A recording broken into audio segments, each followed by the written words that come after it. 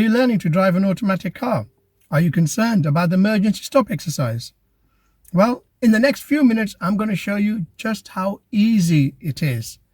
But before I do so, just a quick reminder that if you are new to this channel, please do subscribe so you do not miss out on our great tips for life. Hello and welcome to another video. I hope that you're all very well. The emergency stop exercise. Firstly, I just want to let you know that I've been driving for almost 40 years and I have never carried out this exercise myself. Having said that, you will never have to carry it out, provided you anticipate and plan ahead. This exercise is only carried out by drivers who fail to anticipate the road ahead. For example, if there's an ice cream van, what would you expect? What would you anticipate? Precisely, you'd expect children. If you don't anticipate the children, then there's a possibility that you'll have to carry out this exercise. Now, whether you're learning to drive and planning to take a driving test, or you've already been driving for many years, the procedure is exactly the same. So in that case, let's focus on the driving test. So you're going for a driving test and you're worried because you're thinking, oh my God, the examiner's going to ask me to do an emergency stop. Well, I've got some good news for you. The examiner will not just spring out the emergency stop out of nowhere. They will give you warning. You'll be driving along and the examiner will say to you, I'd like you to pull up on the left somewhere conveniently safe.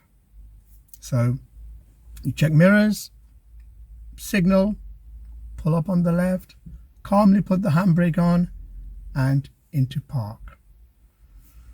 The examiner then will say the following words to you. Very shortly, I'd like you to carry out the emergency stop exercise. The signal I'm going to give you, I'm going to raise my right hand and shout the word stop like so. Stop. When I say stop, I would like you to stop as quickly as you possibly can under full control of the vehicle, as if though a child had crossed your path. Furthermore, the driving examiner will also add that before I say stop, I will look over my right shoulder to make sure it's safe for you. So if you think about it, it's actually far easier in the test than in real life, because in the test you are given a pre-warning, whereas in real life there's no warning, it just happens. So the emergency stop exercise. The first thing is that you do not need to check the mirrors. The examiner will look over his or her shoulder to make sure it's safe for you. And also, in real life, you don't need to check the mirrors, because if a child runs in front of you, it makes no difference what's behind you. Whether there's no one behind you, whether there's a car behind you, or whether there's a big truck behind you, you will just brake just as hard.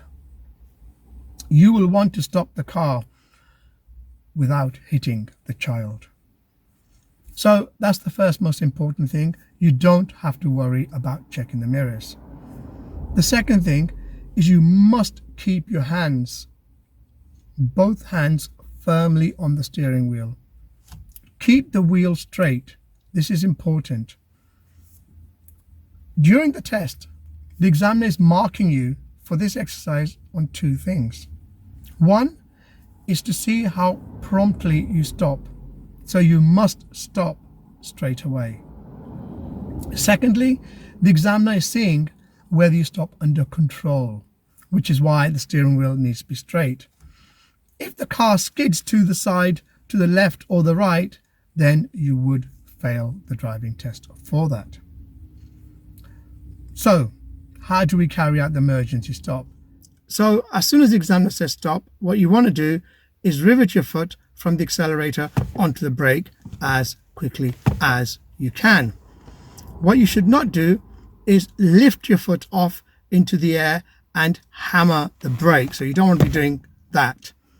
If you do hammer the brake, you will increase your risk of skidding, losing control of the car. And that is one of the things that the examiner is marking you on, is that you must stop under full control of the vehicle. If the car does go into a skid, do not move your foot on the brake. So you've braked, leave your foot firmly on the brake. Do not move your foot off the brake.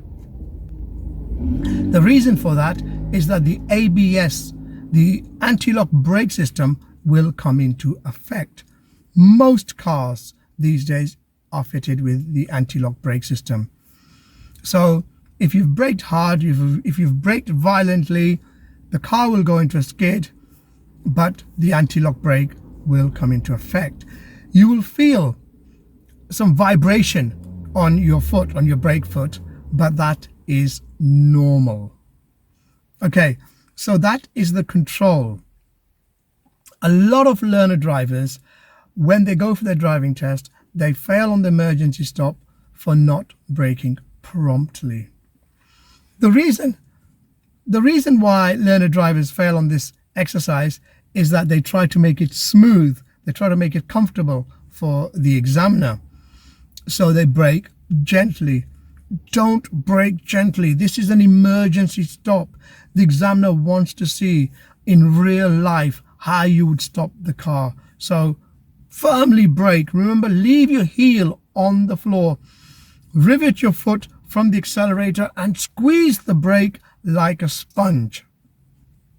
Once the vehicle has fully stopped, handbrake on and into park. Once you've done that, the driving examiner will then say, what seems like a bad tone of voice, will say, I will not ask you to do that again. That doesn't mean that you've done it wrong. It doesn't mean that the examiner's in a bad mood.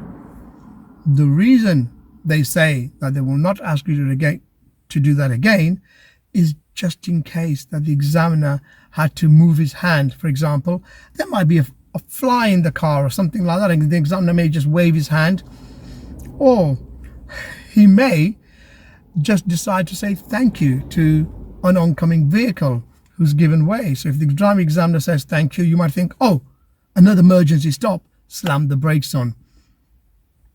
So it's for that reason the examiner will tell you that they will not do that again.